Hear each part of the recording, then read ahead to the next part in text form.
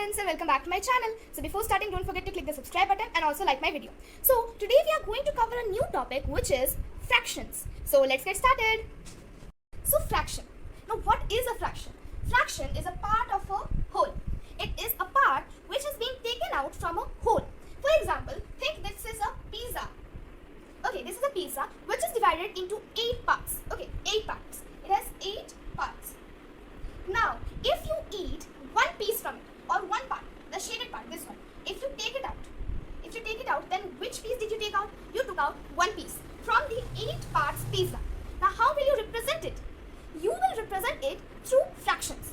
Now, the piece I took out, I will write it as 1 because I took out one piece. Then, the total parts because of a whole, part of a whole. That's why the whole, they were 8 parts. So, 1 by 8. How many pieces of pizza did I eat? I ate 1 by 8 parts of a pizza. So, this is the small introduction of fractions. Now, we will come to know about the parts of a fraction. The fraction has 2 parts. The above part and the below part. The above part is termed as numerator. It is called numerator. And the below part is termed as denominator. And what is the numerator? The numerator is the part which we took out. For example, in this, then 1 is the part, which means 1 is the numerator. Now, what is denominator? Now, denominator is the whole. This whole will be termed as denominator. And here, 8 is the denominator. So, numerator and denominator. Now, we will talk about the types of fractions. Now, fraction has 6 types. There are 6 types of fractions. Like fractions, unlike fractions, proper fractions, improper fractions, mixed fractions, and equivalent fractions. So, like and unlike fractions. Like and unlike fractions are just the opposites. In like fractions, all the denominators are same. As you can see here, the denominator 16 is same in every fraction. But in unlike fraction, the denominators are different.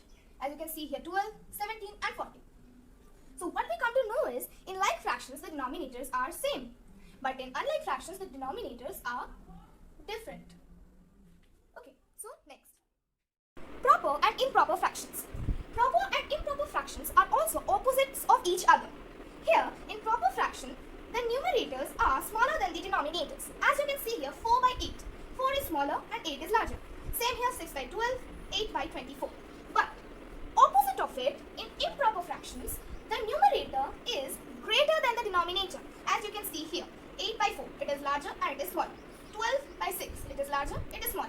So this is the difference between improper fraction and proper fractions. In proper fractions, the denominators are in normal, which means they are larger than the numerators. But in improper fractions, the numerator is larger than the denominator. Now next. So, mixed fractions.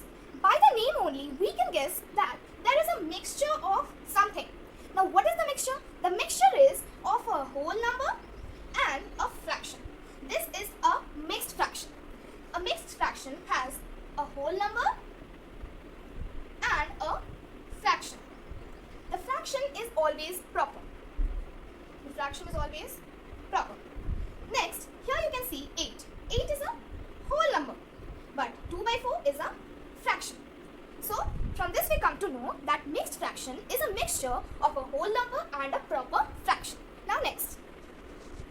Now, equivalent fractions. From the name we come to know about equal. So, in equivalent fractions, a fraction is being given to us and we need to reduce it to the lowest terms. Now, for example, here, 8 by 16. Now, we need to reduce it to its lowest term. How we will do that? Either we can divide it by 8 only. Okay, 8 ones are 8 and 8 twos are 16. So, the lowest term of 8 by 16 is 1 by 2. Or, we can do it with 4. How we will do it by 4? 4 twos are 8 and 4 fours are 16. And then again we have to reduce it. What it will be? 2 ones are 2 and 2 twos are 4. So what we get is the same number, 1 by 2. You can, if you want more easier, then you can try it with 2 directly. You can directly do it by 2 and then just continue till you reach 1 by 2. If we take another number which is 6 by 12. Now how we will do this? Either we can do it by 6. 6 so 1s are 6 and 6 2s are 12. Or if we don't do like this,